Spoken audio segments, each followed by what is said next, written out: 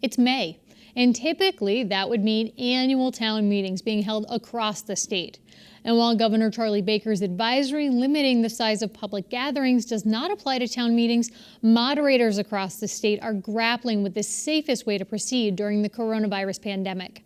Rebecca Townsend, the moderator in the town of Longmeadow, is among that group, trying to figure out how to move forward with a long-standing and, in some instances, vital part of town government. When I spoke with her, I first asked her to give us a sense of what town meetings are usually like. A town meeting is the local legislature for many towns in Massachusetts. There are 351 towns and cities and close to 300 towns that have town meeting. There's two basic kinds. There's the open town meeting and the representative town meeting.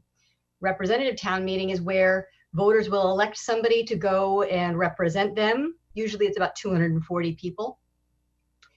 And in an open town meeting, any registered voter can come to town meeting and vote on the budget, but they don't just vote, they deliberate. And that's the key part, is if you think of something that you want to do in a town, you can do it. You have, it's a direct democracy. There's a number of different articles on the agenda called the warrant. And if there's an article about a park, and you think that the park plan should include something else, you can make an amendment and make that change happen.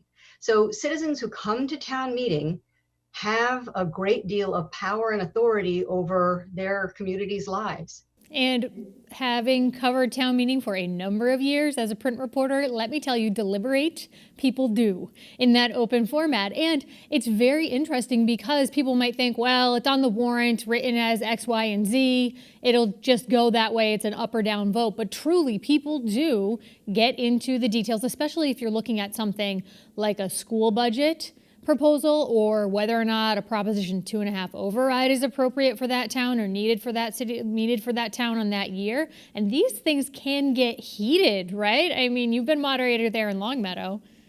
Yeah, I've been moderator since 2015.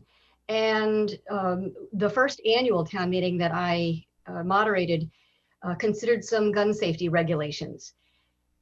And, you know, the NRA was involved. So we had a lot of interest in that one issue, and people spoke very passionately about it. And yet, even with speaking passionately, there are rules. So there's things that you can't say and things you can say. You can be very passionate about the issue.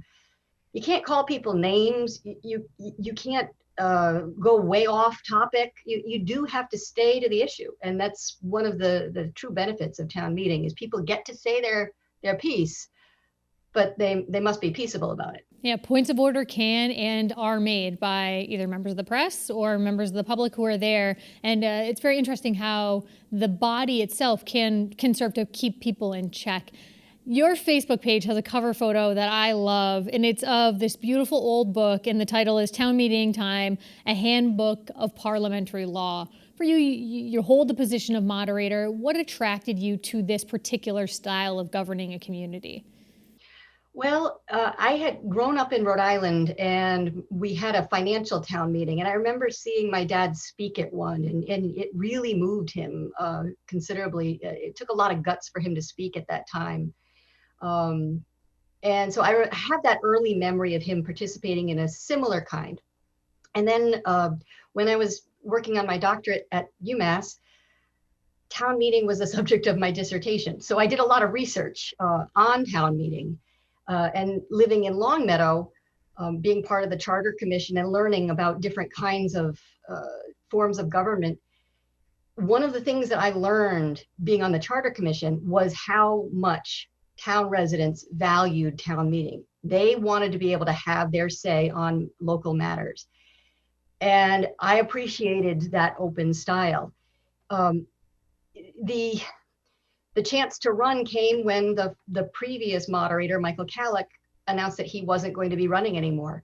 And I have to say, not many people want the job. So it was just a matter of saying, yes, I'd like to do this, and enough people having confidence in me to be able to do it. And I've been doing it ever since. And you're very passionate about it, as other moderators throughout the region are. But I read an opinion piece in the Boston Globe this week by Jennifer Braceras, and I apologize to her if I'm mispronouncing her last name, but she's the director of the Independent Women's Law Center, and she penned an opinion piece with the title of this: "Coronavirus should put an end to the town meeting. Here's hoping it's consigned forever to the dust heap of history." And that's the headline there. Very, very strong headline. And she outlined several reasons for this, including that, in her opinion, they're poorly attended, that the format is no longer convenient for the modern day. People are no longer farmers, and so nights and weekends are often very busy for people. So she's hoping that coronavirus is the end of town meeting. Do you think it will be? I read the piece, and to me, she's written similar things before, and there will always be critics of town meeting. Even, in historic times when it was mandatory for people to go to town meeting, they still didn't. Researcher Frank Bryan has been studying town meeting, had been studying town meeting for over 30 years, and has longitudinal data that shows that when an issue is a hot issue, and that issue could be whether to build a school, which Ms. Braceras derides, or a pooper scooper law, if the issue is going to get people to come to town meeting, that issue will bring people to come. And so, yeah, there are times when people don't come, but quite frankly, our veterans have fought for our right to self-govern. They've paid the ultimate price for the freedoms that we enjoy. And so to say that in a time of time of difficulty, that we should just abandon our practice of self-governance just strikes me as, well, it's somebody who's another critic another time. There's always going to be that kind of issue. The important thing to keep in mind is what town moderators are doing to keep the town meeting practice of democracy a safe and legitimate one. And to me, that's a more interesting story than the editorial. And let's take a look at how you are addressing that. Now, as I understand it, June 23rd was the date on the table for town meeting in Longmeadow, and the governor's order has set it up so that if towns choose to have town meetings, they surely can move forward with them. He's not put that on the list of things that are exempted. But for you, what are you weighing right now? Initially, our town meeting was scheduled for May. So our select board moved it back to June 23rd, and I'm very glad for that. In my view, there's no need to meet while that state of emergency does exist. And so if the state of emergency or the stay-at-home advisory ban on public gatherings does continue, even though town meetings are exempt from it, I don't think it's prudent to do that, to have a meeting when people are banned from going to other public gatherings. And so I would delay it if need be, and that would be a difficulty for the town because we'd have to change to a 1/12 budget. But what we're doing instead is working with the emergency management director, our health director, and a host of other people.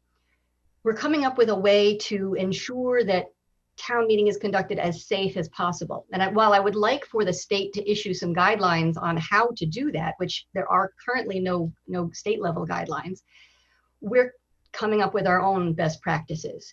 Things like meeting outside, for number one. And that way you don't have the air circulation problems. Wearing masks, number two. If everyone is wearing masks, that will cut down on any potential rate of transmission. We're looking to have physical distancing to keep people separate from one another. We're also, the select board on May 4th reduced the warrant size. So we're making the meeting a shorter meeting.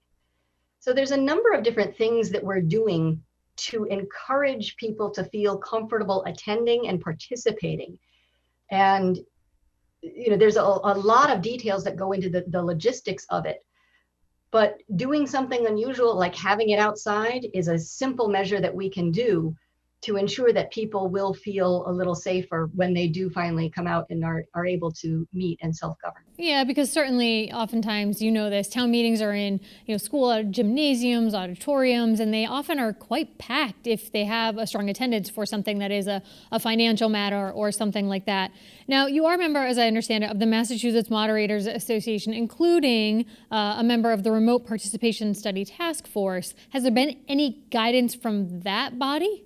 So what we're doing is we're meeting regularly in regional meetings, and we've had an ongoing listserv discussion.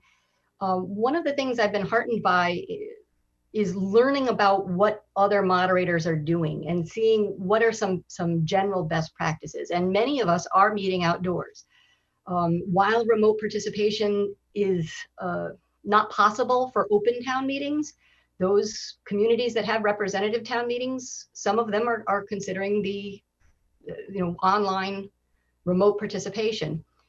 For us, we just don't, for towns like Longmeadow, we don't have any legal framework, and the legislature is not in a position to create that legislative framework in this emergency. I imagine one would eventually be worked out, but because it is something that we do want to see explored further. Every town has its own unique character. And so without having guidance that is mandatory for all towns, one of the things that I like from the Mass Moderators Association is the ability to discuss very openly what our opinions are on different procedural matters, as well as the public safety and health measures. We're not public and health safety experts. We rely on our boards of health, our health directors, our emergency management directors, and state level guidance for this. But we're doing our best. And this is also new for everyone. After years and years and years of a very formulaic approach to a town meeting, it's a big shift to look at in such a short period of time when town meetings are traditionally, as you pointed out, held in May across the Commonwealth. So for you, you mentioned that the Board of Selectmen has shortened the warrant. Basically, for those who aren't familiar, warrant is just a list of the items that you're going to vote on with a little bit of an explainer for perhaps detail for what the items are. Do you have pressing issues that you want to assure end up on that warrant? The town has to have a budget. And so to me, that's the most important issue is, do we have a budget or not? Other issues are up for others to decide what's the most important. As a moderator, I don't get involved in whether X or Y is more important. I know that without having a budget, the town government can't function. And so by law, we have to have a budget. Therefore, that's the most important.